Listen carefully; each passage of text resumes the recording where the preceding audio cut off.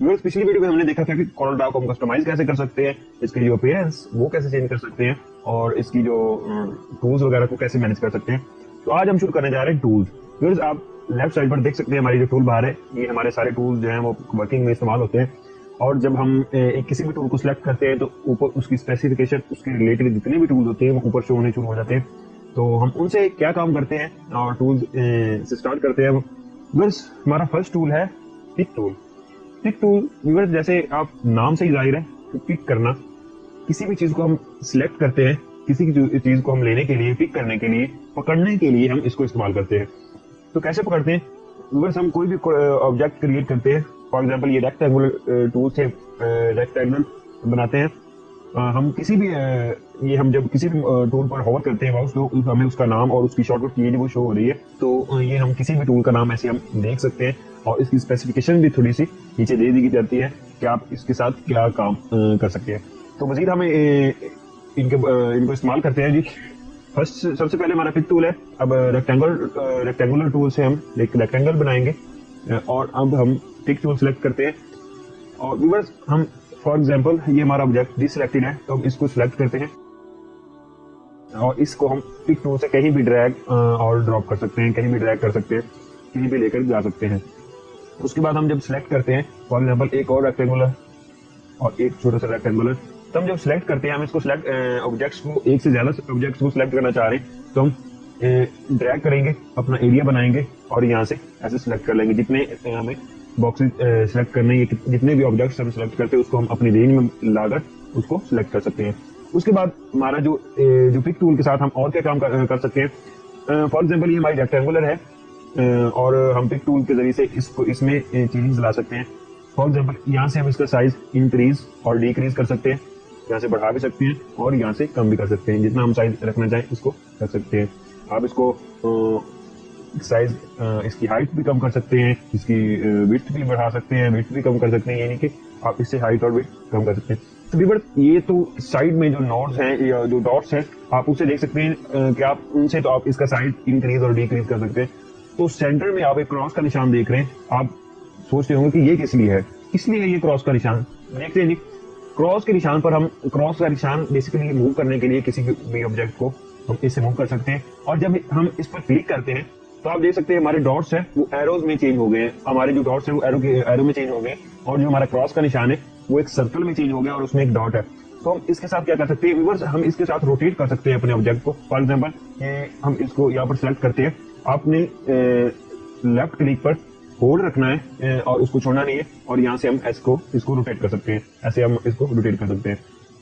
और जो ये चारों कोनों पर जो भी जितने भी एरोज हैं, हम इनसे यही काम ले सकते हैं। और जो सेंटर में है एरोज, तो आप देख सकते हैं यहाँ पर जब हम माउस ओवर करते हैं तो हमारा जो कर्सर है वो चेंज हो गया। तो हम इसको यहाँ पर जब सिलेक्ट करेंगे, ड्रैग करेंगे, होल्ड रख के माउस का क्लिक बटन को प्रेस करके, ये जब ऐसे करते हैं, मूव करते हैं, तो आप देख सकते हैं हमारा जो है ऑब्जेक्ट वो कैसे चेंज हो रहा है।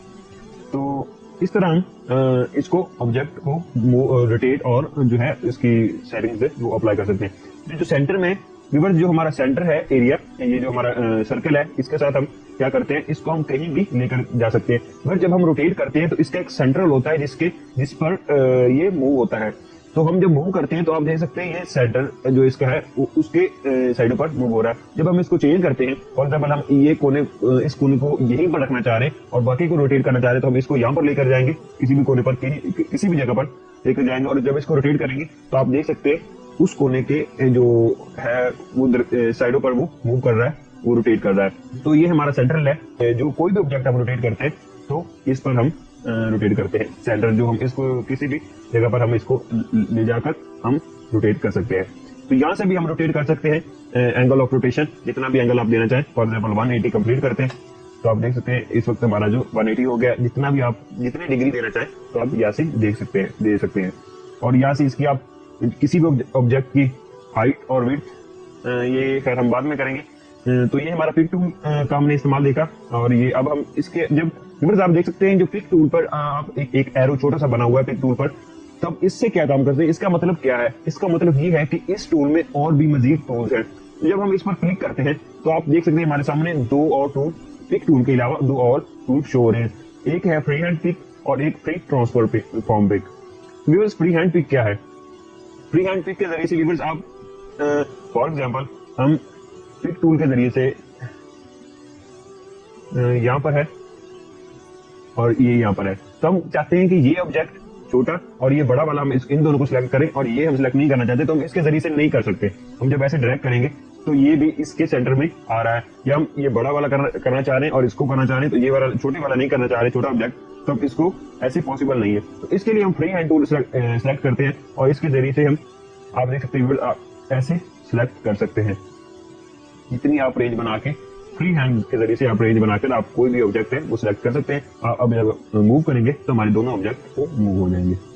इस तरह हम हमारा जो है फ्री ट्रांसफॉर्म टूल, इसके जरिए से हम क्या कर सकते हैं, इसके जरिए से व्यूअर्स हम कोई भी ऑब्जेक्ट सेलेक्ट करके एक एज पर ले जाकर, एज पर ये 4 एज है, एक पर ले जाकर हम जब माउस को क्लिक करके माउस को मूव करेंगे तो आप देख सकते हैं हमारा जो है ऑब्जेक्ट में चेंजिंग आ रही है, वो उसकी जो हाइट और विड्थ वो बड़ी हो रही है। जब हम ऊपर को माउस करते हैं, मूव करते हैं, तो ये उसकी हाइट बढ़ रही है, और जब हम लेफ्ट पर लेके जा रहे हैं या राइट पर लेके जा रहे हैं तो इसकी विड्थ कम और ज्यादा हो रही है। तो फ्री हैंड टूल के साथ हम फ्री ट्रांसफॉर्म टूल के साथ, सॉरी टूल के साथ हम ये काम सरंजाम दे सकते हैं।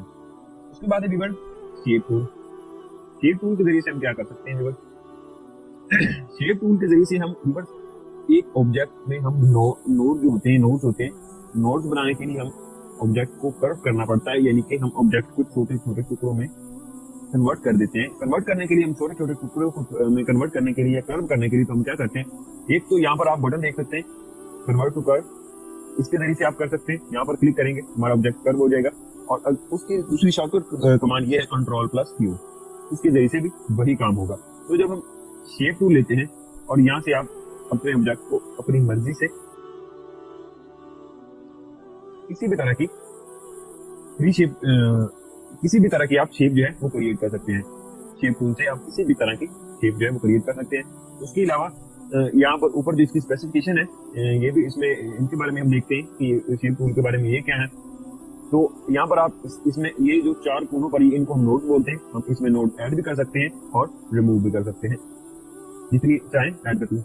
हम ऐड एक नई ऐड की है, हम यहाँ इसको सिलेक्ट किया, लेकिन आप देख रहे हैं कि एक ये जैसे रेक्टेंगुलर की तरह हो रहा है, ये हम इसको गोल करना चाहते हैं, कि हम इसको कोनों में नहीं करना चाह रहे, या सिर्फ लाइनें नहीं बन रही, जैसे इसको अपने जो ऑब्जेक्ट है इसको गोलाई में अगर करना चाह रहे हैं तो हम नहीं कर सकते। तो इसके लिए यहाँ पर हम इस कमांड का इस्तेमाल करेंगे, कन्वर्ट टू कर्व, यानी कि इसका ये हिस्सा है, हम इस पर क्लिक करेंगे तो आप देखेंगे यहाँ पर आप इस नोड को सिलेक्ट करके आप क्लिक करेंगे, सिर्फ वही नोड पर अप्लाई होगा और अदरवाइज और किसी पर नहीं होगा। तो इसको क्लिक करके सेलेक्ट करके यहाँ पर करते हैं तो आप देख सकते हैं यहाँ पर अपने अब जो है अपने ऑब्जेक्ट को आप मजीद जो है रोटेट और कर सकते हैं, मजीद बना सकते हैं। तो इस तरह से मजीद यहाँ पर ये टूल है, और भी टूल्स हैं, तो इस तरह हम इनका इस्तेमाल कर सकते हैं। और मजीद जो ये टूल्स हैं ये मुख्तलिफ कामों के लिए अवेलेबल है, तो हम इनके जरिए से और भी काम ले सकते हैं। जैसे फॉर एग्जाम्पल हम इसको दोबारा लाइन में कन्वर्ट करना चाह रहे हैं तो हम इसको लाइन में उसी कमांड का इस्तेमाल करते हुए लाइन में कन्वर्ट कर सकते हैं, और दोबारा इसको हम जो है दोबारा उसी सूरत में ला सकते हैं जैसे हम करना चाहें। तो ये भी टूल इसी तरह अवेलेबल है। फिर उसके अलावा उसके बाद ये भी एक टूल है, हम जब Ctrl+Q करते हैं और शेप टूल सेलेक्ट करते हैं, तो यहाँ पर जब हम कोई भी नोड सेलेक्ट करते हैं तो व्यूअर्स ये जो प्लस और माइनस का जो टूल है, इनका क्या काम है, इनके देखते हैं। यहाँ पर जब हम प्लस का निशान पर क्लिक करेंगे तो हमारे दोनों साइड पर सेम जो इसके सेंटर में है वो नोड्स और ऐड हो जाएंगी। हम जब क्लिक करते हैं तो आप देख सकते हैं यहाँ पर जो है वो नोड एक और ऐड हो चुकी है ऑटोमेटिकली। और जब हम ये 2 नोड सेलेक्ट करते हैं और इसके सेंटर में, बिल्कुल सेंटर में करना चाह रहे हैं, तो हम इस कमांड का इस्तेमाल करेंगे, इन दोनों के सेंटर में, रेक्टेंगुलर सेंटर में ये 2 नोड और भी ऐड हो गए हैं। और अगर आप डिलीट करना चाह रहे हैं आप इस कमांड का इस्तेमाल करेंगे और सिलेक्ट करके आप डिलीट कर सकते हैं। उसके अलावा आप नोड को सिलेक्ट करके डिलीट का बटन प्रेस करेंगे कीबोर्ड से, हमारी जो है वो नोड डिलीट हो जाएगी। और इसके बाद फ्री हैंड और रेक्टेंगुलर, ये भी आप जैसे सिलेक्शन, जैसे हम पहले भी टूल से सिलेक्शन करते हैं, इस तरह आप नोड्स की जो है सिलेक्शन नोड से सिलेक्शन कर सकते हैं। तो जब नोड हमारे ऑब्जेक्ट में ज्यादा होती है तो हमें जो रेक्टेंगुलर से वो सिलेक्शन करने में दिक्कत आती है, तो हम फ्री हैंड टूल का इस्तेमाल करके जो है वो सिलेक्ट करते हैं। ये देख सकते हैं। तो उसके बाद है जी हमारा स्मूथ टूल। और स्मीयर और ट्विल ट्रैक मुख्तलिफ टूल्स इसके बाद हैं।